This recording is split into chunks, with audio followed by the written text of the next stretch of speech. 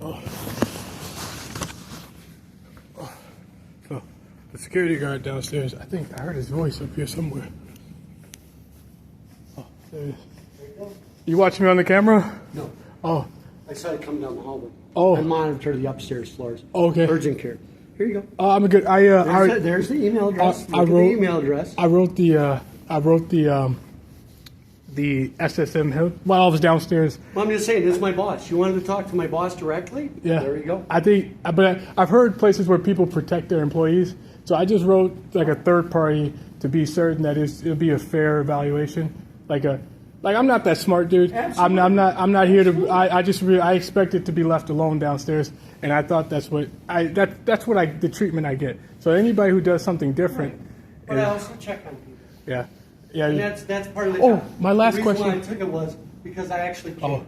My last question was, hey, if I told you I was a patient, how would you know I was telling the truth?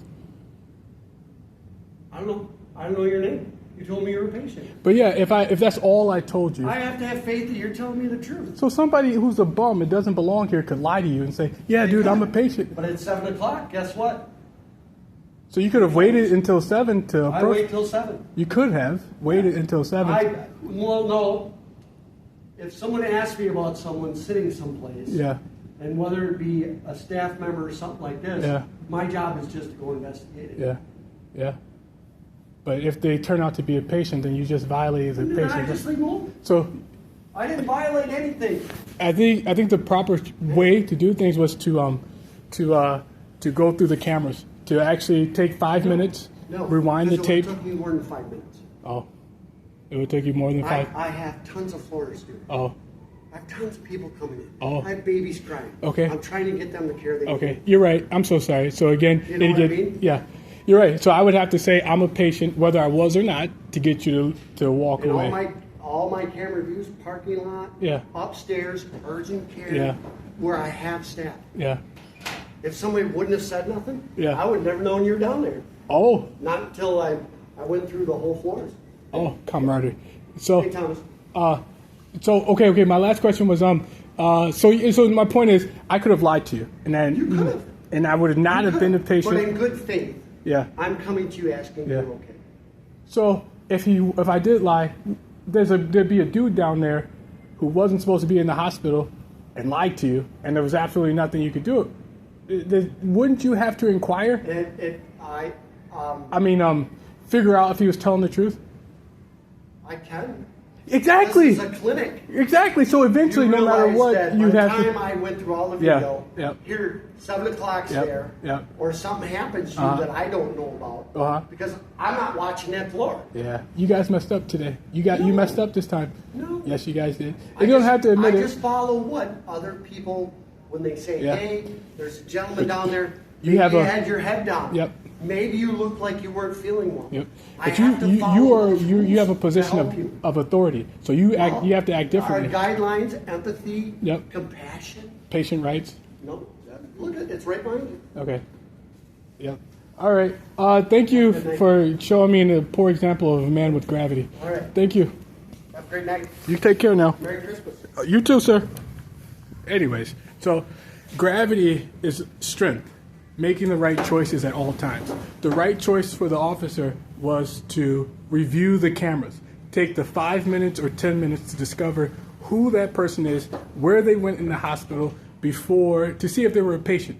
If you can discover that they are a patient, you're supposed to hold up from approaching them. Because otherwise you're just violating a patient's rights and approaching somebody who has a reasonable reason to be in the hospital. They're a patient. That was the position of gravity. You're supposed to be stronger. You're not supposed to rush to make decisions that would violate a patient's rights or a patient's sense of respect, of not respect, but a patient's freedom, like a feeling of freedom to be in the hospital. Usually when patients are in the hospital, they feel good. They feel like they have a right to be there. So when you infringe, when you choose to, what do you call it? When you choose to not do the extra work in case that person is a patient, It's like you have in case that person is a patient, you choose a position of weakness, an abuse of authority. So to approach somebody, you took a chance that somebody who has a right to be here, and you took a chance on their feelings that they have a right to be in the hospital. So when you approach them, you also didn't care about those feelings, that they have a good expectation, they have a good feeling, they're sitting somewhere they're supposed to be. You inquired about their purpose, which is a very insulting thing. To inquire somebody's purpose is very offensive.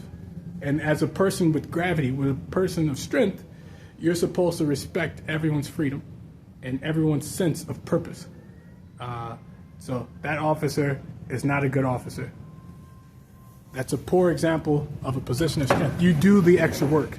You go through the extra steps to make sure whoever's there is supposed to be there, unless they are doing something inappropriate that takes away, that makes it irrational to go through the extra steps to ensure they're supposed to be where they are.